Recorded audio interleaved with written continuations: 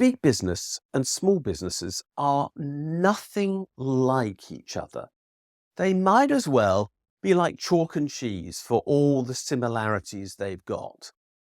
It seems that most people don't understand that. Most especially, most politicians don't understand that. And neither do a lot of journalists. But it's really important that this distinction be understood, because as long as this confusion, which presumes that big business is just a small business that's got a bit bigger, exists, we're in deep trouble when it comes to economic policy. Let me explain. Small businesses have characteristics which are utterly unlike those of most big businesses who are household brand names. Small businesses do something useful for a start. They can only survive because they supply a product or service that somebody definitely wants to buy. And I do rather stress that point. By and large, they don't generate a market for a product. They do instead meet a need. So vast numbers of small businesses are in the service sector doing things that people genuinely want. They're plumbers, they're builders, they're electricians, they're decorators, they're people who supply personal services of various sorts, from chiropodists to home tutors to all sorts of things like that. Those businesses are run by craftspeople, artisans, specialists in their area who know how to do something better than the person who buys their services can ever hope to achieve. That's their raison d'être, their reason for being, their niche, which provides them with the opportunity to earn more than they otherwise could, which is why people take the risk of going into self-employment in the first place, by and large. Because, don't get me wrong here, it's a hassle to be self-employed, and it involves more risk than employment does. So those businesses are really important. Some of them also grow. They tend to accumulate others who want to work for them, but they still meet the same broad criteria of actually supplying a service that somebody wants and knows they want without having to be induced to feel the need to buy. The advertising that is undertaken by these businesses shows that. They're not out there saying, we have this new product, whatever it might be, the ultimate new dog whistle or whatever it is that they have invented. No, what they're doing is actually supplying something that already exists in reality. And all they're doing when they advertise is to make people aware of their availability to undertake whatever it is that they specialize in. Let's compare that with most big businesses. Big businesses are utterly different in type from small businesses because basically, unlike a small business, which is a bit part player in the market on which they are a component, a big business seeks to control, manipulate, and even manufacture its own market. The ultimate example is Apple.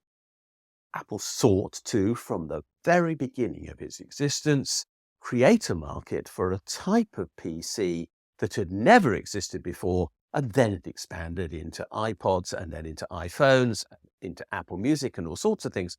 But it created a market for something that never existed beforehand. There were similar companies in earlier generations. Hoover was an example. So commonplace was the idea that the Hoover was something new and generic that everybody wanted, that we can all identify what a Hoover is, even though it might not be made by the Hoover company. And that is what a large company does. It tries to create a niche that did not exist before. And by protecting what it does through the use of intellectual property law for copyrights and patents and so on, it makes a niche for itself where it can make what is called a supernormal profit. A supernormal profit simply means it's a rate of profit over and above that which would be made in an ordinary company which was participating in the market rather than creating the market. Now, these large companies, because they can manipulate markets and create markets and exploit markets, tend to earn excessive profits. And as a consequence, they do something which is quite different from small businesses. They grow very rapidly. Small businesses tend to reach a plateau and stop. And there are good reasons for that. Normally, they only have a defined geographic area in which they can work, or they're run by 1, 2, or 3 people or so, and they reach the limit of their capacity to manage, and they don't want to expand as a result. They're happy. Small businesses satisfy. Large businesses are never satisfied. Large businesses always want more. Most of the world's problems are down to large businesses wanting more. The exploitation of the planet is very largely down to that one single goal of large business. The exploitation of people was also, over time, for very much the same reason. Big business wanted more profit, and it got it by suppressing the terms and conditions, the wages, the rights to employment, the rights to holiday pay, the rights to pensions, the right to sick pay, and everything else that they could. And that still goes on. You can even see it now. Labour is proposing some new employment laws, which I welcome. One of the few things it's doing which are good. And those employment laws are being challenged by big business as being a fundamental threat to their right to operate as they wish.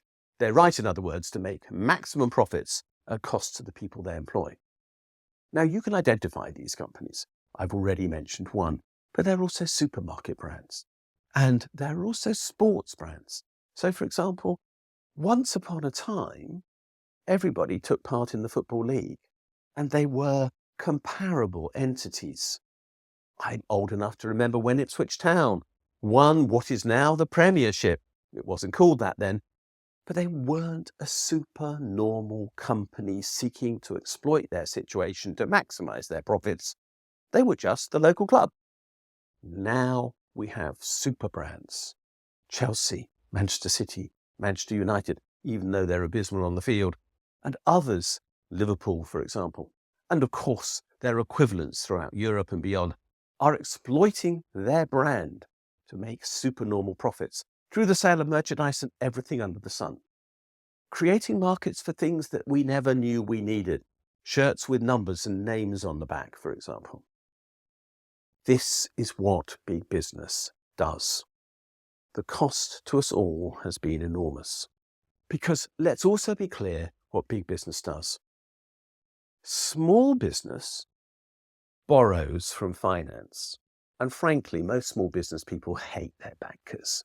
I don't want to exaggerate, but I've never met one who had a good relationship with their bank. They all tend to hate them for their service, for their costs, for their refusal to loan, and everything else. Big business instead works in cahoots with finance to keep us in debt. Small business doesn't do that. It doesn't normally offer finance to go with what it's doing, but big business does.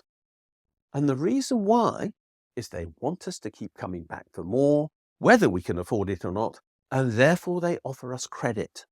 And the credit that they supply means that they work in partnership with finance to keep us in place as debtors. And as debtors, we are beholden to the system. We can't risk losing our jobs because we won't be able to pay what we owe. We can't therefore argue with our employers, and we are required to keep on servicing their system. Their system, which does, of course, keep on growing as a result, apparently exponentially, even though we know that the world cannot support that growth in the long term. So big business and finance, which is a specialist subgroup of big business, which sets out quite deliberately to exploit us by offering loans which many people can't afford, as we know only too well from what happened during the recent cost of living crisis. Those in combination are so utterly different from small business that it's ridiculous to say that they even are part of the same private sector economy into which they are all lumped together. The three components I've identified now, small business, big business, and finance, are utterly different. But if you're going to group any of them together, it's big business and finance. They operate to exploit, to create new markets, and ultimately to destroy our planet in the process. While small business is entrepreneurial, takes risk, involves capital which could be lost, and which meets needs. One of those sectors, and only one of them, It's really of tremendous use to our society. Big business is not. When it comes down to it, most of the things that big business can do could be done by small business, and quite possibly better. We don't really need to innovate to destroy the planet anymore. We don't need to be in debt to the level that we are. We could have lower house prices, for example, and we could have smaller cars, and we'd still get from A to B just as well. We could therefore have smaller car debts. We could not consume as much of the planet and be better off. We could cut our energy consumption, except that would offend those large companies who are in that big business sector who want us to consume more, not less. We could take the steps to change. Small business is a part of that future that is sustainable. I seriously question whether a large business is, because large business does not work in our best interests, and by and large, small business does. And by and large, small business could do most of the things that large business does just as well, or if not better, because it tends to be much more innovative than large companies actually are. Because the one thing that large companies do not want is innovation, because that threatens their power to control markets, which is precisely why they buy so many of their small competitors, just to kill their products. It's time for us to rethink what the private sector is. There's a private sector that we want and should keep and should nourish. It's not the one that Keir Starmer is trying to encourage in the UK. It's not the City of London focus market. It's that which is down on your high street or out on your local industrial estate. That's what he should be encouraging, and he's not doing that. And the cost to us all might be considerable as a consequence. Thanks for watching this video. If you like what you've seen, please subscribe to this channel and push that bell button that tells you when we posted something new. You can also find me on Twitter at Richard J. Murphy. And more importantly, you can follow my blog, the Funding the Future blog. And if you do, you'll get daily updates on what is happening in our economy and in the politics that surround it.